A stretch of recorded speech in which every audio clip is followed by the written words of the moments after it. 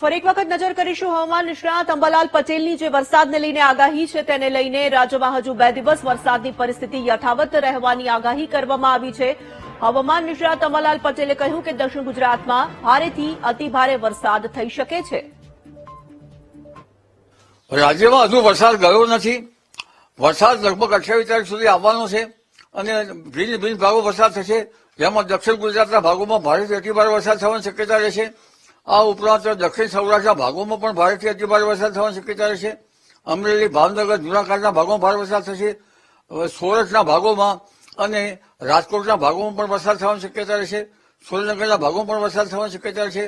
કચ્છના કેટલાક ભાગોમાં વરસાદ થવાની શક્યતા રહેશે। આ ઉપરાંત પોરબંદરના કેટલાક ભાગોમાં વરસાદ થવાની શક્યતા રહેશે। દ્વારકાના ભાગોમાં વરસાદ થઈ શકે છે। જામનગર, ખંભાળિયાના ભાગોમાં પણ વરસાદ થવાની શક્યતા રહેશે।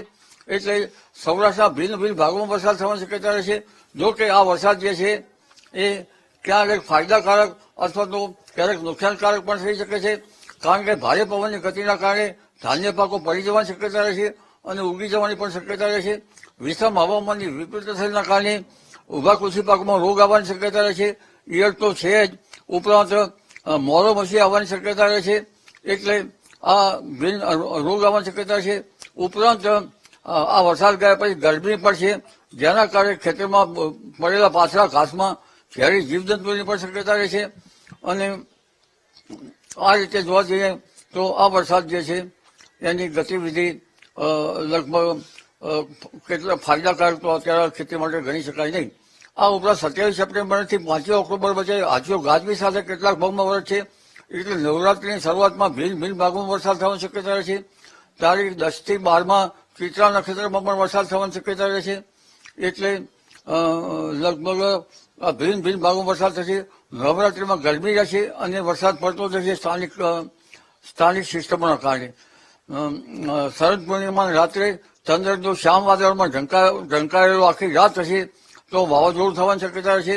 શરદ પૂનમના દિવસની આસપાસ પણ સાગરમાં ભારે પવન ફૂંકાવાની શક્યતા રહેશે। દરિયા કિનારામાં લગભગ દરિયા ખેડૂએ સાવધ રહેવાની શક્યતા રહેશે। આ ઉપરાંત અરબી સમુદ્ર અને બંગાળ ઉપસાગરમાં ઓક્ટોબર માસમાં ચક્રવાત પણ આવવાની શક્યતા રહેશે। તારીખ 7 થી 13 અરબી સમુદ્રમાં હલચલ જોવા મળશે અને બંગાળ ઉપસાગરમાં પણ તારીખ 14 થી 28 વાવાઝોડું ફૂંકાવાની શક્યતા રહેશે।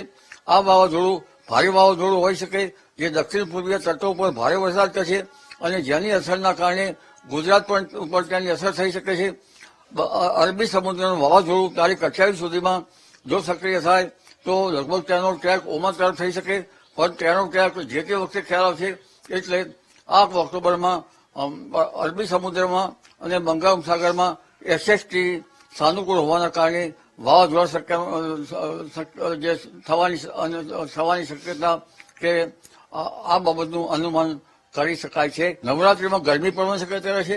સ્થાનિક લોકલ સિસ્ટમના કારણે નવરાત્રીની શરૂઆતમાં હસ્ત નક્ષત્ર પણ રહેશે, એટલે ગાજવી સાથે કેટલાક ભાગમાં વરસાદ થઈ શકે છે। આ ઉપરાંત ચિત્રા નક્ષત્ર આવે છે, જેના કારણે પણ કેટલાક ભાગમાં વરસાદ થઈ શકે અને ગ્રહોની સ્થિતિના કારણે પણ હવામાનમાં ફેરફાર થઈ શકવાની શક્યતા રહેશે।